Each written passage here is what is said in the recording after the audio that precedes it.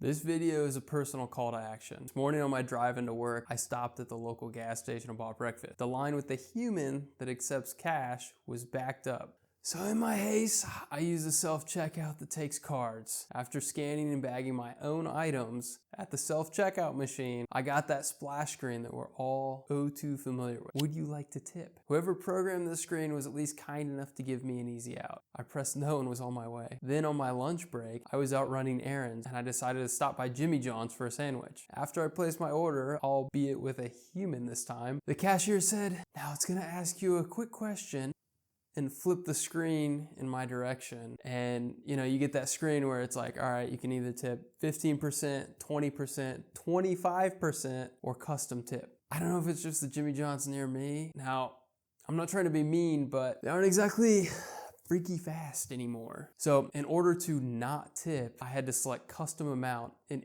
literally enter 0.00 and select enter. Now don't get me wrong, I do tip. I've worked in the restaurant industry and the service industry, but that's just it. We're taught to tip for good service. With these digital payments, we're all being conditioned to tip with every transaction, and it's literally the Office Space scam. All right, so when the subroutine compounds the interest, right, it uses all these extra decimal places that just get rounded off.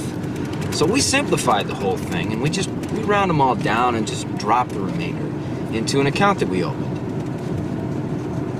So you're stealing? If you go to Taco Bell after you place your order, and they ask if you would like to round your transaction up to support whatever their charity is. Wherever you go these days, you're being asked to leave a tip or at a minimum, round up your transaction. They take away all the resistance and make it so easy to part with your hard-earned money. And on the flip side, in order to not part with your hard-earned money, they've programmed in the psychology in such a way that it makes us feel like we're taking food away from starving children. Would you like to give $1 to hungry kids today? I said no. That's right. Okay, there's a picture of a little hungry boy. Will you just press on his belly?